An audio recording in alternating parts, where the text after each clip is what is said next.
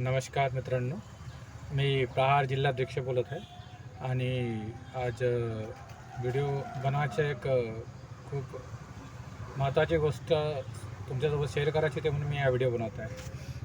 आणि महत्त्वाचं म्हणजे आज माझा वाढदिवस आहे, तर मी आपल्या वाढदिवसानिमित्त एक संदेश आपल्या भारतीय समाजाला आणि आपल्या दिव्यांग मित्राला देण्याची माझी इच्छा आहे.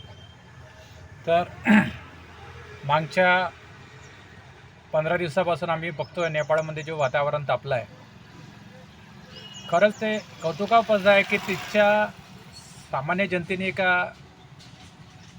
जवान मुलाने, ज्याच्या वय 30 ते 35 वर्षाच्या आतमध्ये आहे, त्यांनी आपल्या देशातल्या काही मंत्र्याविरोधात बंड काढली. देशामध्ये काही मंत्री लोक नुसते आपल्या मुलांना, आपल्या नातेवाईकांना आणि आपल्या पार्टीच्या कार्यकर्त्यांनाच म्हणजे एक रिझर्वेशनसारखं ते करत होते. कोणताही टेंडर असो, कोणतीही नोकरी असो, कोणतंही काम असो, कोणतंही पद असो, ते त्यांना देत होते. आणि तिथे एक अशी असमानता तयार झाली की एकीकडे एका जणाकडे खायला 2 पोळ्या नव्हत्या राहत आणि दुसरीकडे काही लोक बिर्याणीचे दावत ओढत होते. एका जणाच्या अकाउंटमध्ये 1000 रुपये राहत नव्हते आणि दुसऱ्या नेत्याच्या अकाउंटमध्ये, त्याच्या कार्यकर्त्याकडून करोडो अरबो रुपयाचे ट्रान्झॅक्शन होते. ह्या गोष्टीला पाहून तिथे एक नेता तयार झाला की विद्यार्थ्याने चळवळ सुरू केली. त्या चळवळीचे नाव आहे. आणि ह्या चळवळीमुळे काय झालं तर तेथील सामान्य जनता ही त्या झेंझेट ह्या कार्यक्रमाशी जुळत गेली. अगोदर विद्यार्थी आणि नंतर तेथील सामान्य जनता ही ह्या चळवळीशी जुळली. आणि आम्ही पाहतो काय तर तिच्या प्रधानमंत्री, अर्थमंत्री आणि इतर सर्व मंत्र्यांना कपडे काढून नागडं तिथे मारण्यात आलं. अर्थमंत्र्यांना तर अवश्य नागडं त्यांनी नाल्यात फेकून दिलं. तर ही परिस्थिती का निर्माण होते की एखाद्या समाजावर जर वारंवार अन्याय होतो आणि अन्यायाची जर सीमा पार होते तर तिथे काय होते की तिथे एक चळवळ सुरू होते. आणि ही चळवळ खरंच खूप काही शिकवण्यासारखी आहे, शिक घेण्यासारखी आहे की अगर जनतेने ठाणलं, अगर विद्यार्थ्यांनी ठाणलं तर देशात बदल होऊ शकतो. ज्याप्रमाणे नेपाळात वातावरणाविरुद्ध जनता एकत्र झाली, आज सेम तशी आवश्यकता आमच्या भारत देशात आहे. एकीकडे धीरूभाई अंबानी, अदानी यांच्याकडे अरबो खरबोची संपत्ती, यांचे करोडो अरबो रुपयाचे लोन माफ केले जातात, पण आमच्या दिव्यांगासाठी 5% निधी हा व्यवस्थित खर्च केला जात नाही. आज या माध्यमातून दिव्यांगांना आणि येथील जनतेंना एक होऊन येथील सरकार पाडायचे आहे.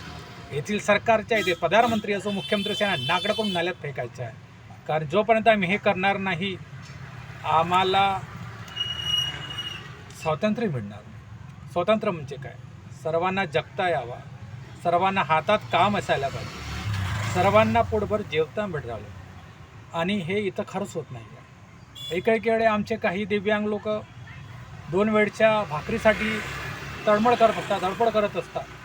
आणि येथील काही आमदारांचे पोरं बिअर बारमध्ये लाखो रुपये रोज बर्बाद करत असतात. येथे काही दिव्यांगांना, काही नागरिकांना 50 रुपये कमवण्यासाठी दिवसभर रात मैत्री करत लागते. आणि काही हरामखोर नेते नुसते उभे राहून फोटो काढायचे, 3.5 लाख रुपये पगार घेतात. त्यांनी जनतेच्या समस्याशी काही देणं घेणं नाही. तर खरंच नेपाळमध्ये जे घडलं ते आमच्या देशात अशी परिस्थिती निर्माण हो, याच्यासाठी राज्यकर्त्यांनी सुद्धा जागृत व्हायला पाहिजे. जनतेच्या लहान लहान समस्याकडे लक्ष द्यायला पाहिजे.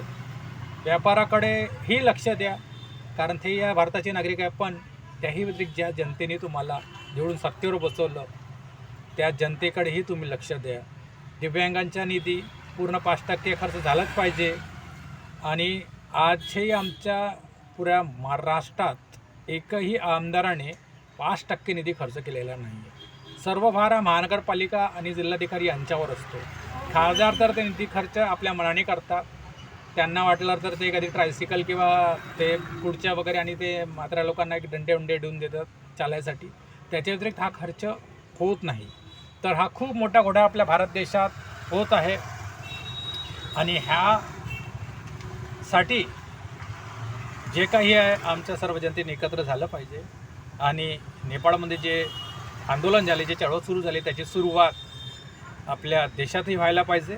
येथील नेत्यांना एक भीती असायला पाहिजे की जर आम्ही जनतेचे काम केले नाही तर जनता आम्हाला नागडं करून मारेल आणि ही परिस्थिती निर्माण होऊ नये यासाठी सर्वात अगोदर मोदीजी आणि देवेंद्र फडणवीस यांना आमची सांगणे आहे की आमच्या दिव्यांगावर तुम्ही जो आमचा निधी आहे तो पूर्णपणे खर्च करा. आमच्या निधीत भ्रष्टाचार करणाऱ्या अधिकाऱ्यावर तुरंत कारवाई करा आणि येथील जे पत्रकार आहे, जे सरकारच्या चापलूसपणा करत असतात अशा पत्रकारांना सुद्धा सांगणे आहे की नेपाळमध्ये तुम्हाला तर चड्डी बन्यांवर घुमवलं, पण इथे भारतामध्ये जर तुम्ही हा प्रकार सोडला नाही तर तुम्हाला नागरिकडून इथे नाल्यामध्ये फेकल्याशिवाय आमची इथे जनता राहणार नाही. आणि आज प्रहार संघटनेचे जिल्हाध्यक्ष म्हणून माझ्या पण सर्व दिव्यांगांना सांगणं आहे की आपण सर्व एक होऊया. सर्वात पहिले आता मागे काही मिटिंग आमच्या शहराध्यक्ष धरमभाऊ यांच्या नेतृत्वात झाल्या आणि पुष्कळ साऱ्या मिटिंग आम्ही अटेंड करू शकलो नाही. खरं म्हणजे काही त्याच्यात कोणत्या संस्थेचे काही नाराजीचे कारण नाही आहे. तर माझे काही घरचे प्रोग्राम पर्सनल काम होते म्हणून मी ते मिटिंग अटेंड करू शकलो नाही. तरी माझ्यातर्फे जे काही कार्यकर्ता तिथे उपस्थित झाले आणि माझ्या अनुपस्थितीमुळे जो काही तुमच्या सर्व लोकांना जो त्रास झाला त्याबद्दल मी क्षमायाचना करतो. आणि इथून आपल्या दिव्यांगांना काय गरज आहे आणि कशाची त्यांना आवश्यकता आहे याच्यावर आम्ही चर्चा करून त्या विषयावर आम्ही मिटिंग घेऊ. नुसता साधारण मिटिंग घेऊन आम्ही नुसता तुमचा टाईमपास करणार नाही, तर तुम्हाला काय हवं आहे हे तुमच्याकडून जाणून घेऊन तुमच्या ज्या काही समस्या आहेत सोडवण्यासाठी प्रयत्नशील राहू. बस एवढे शब्द बोलून मी आपले 2 शब्द समाप्त करतो. धन्यवाद.